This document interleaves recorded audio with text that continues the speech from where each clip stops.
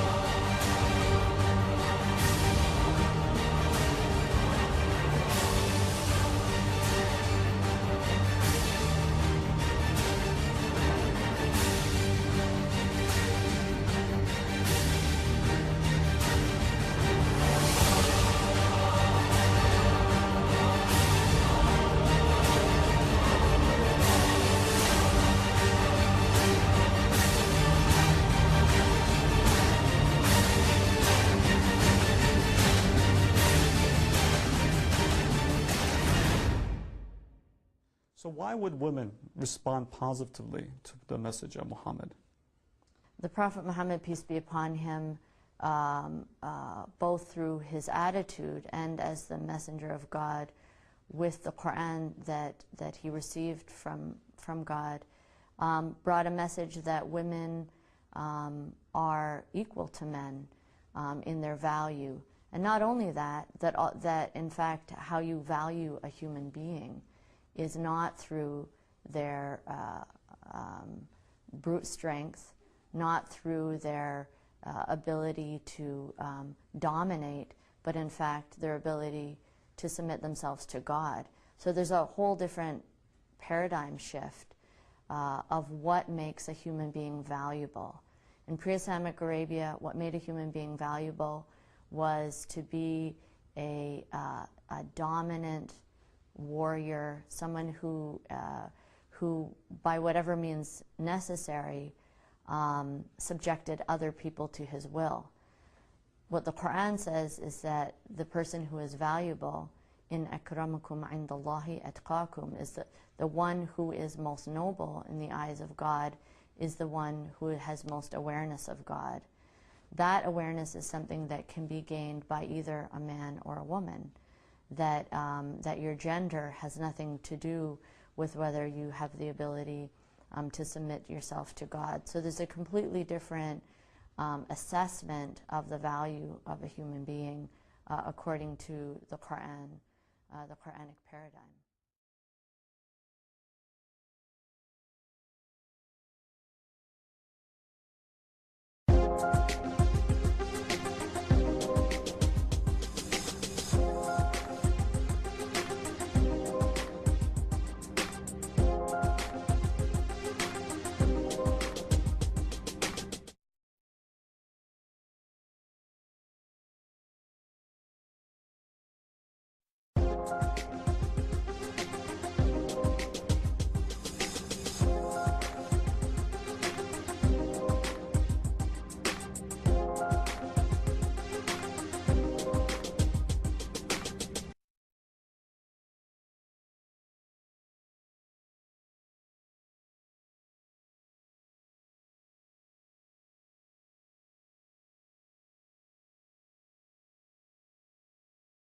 If she has strong Islam, if she is Hafizat Quran, and if she is Musalliyah, she is praying, and if she is fasting and has strong faith, what would prevent her from going out there and talking to people? What would?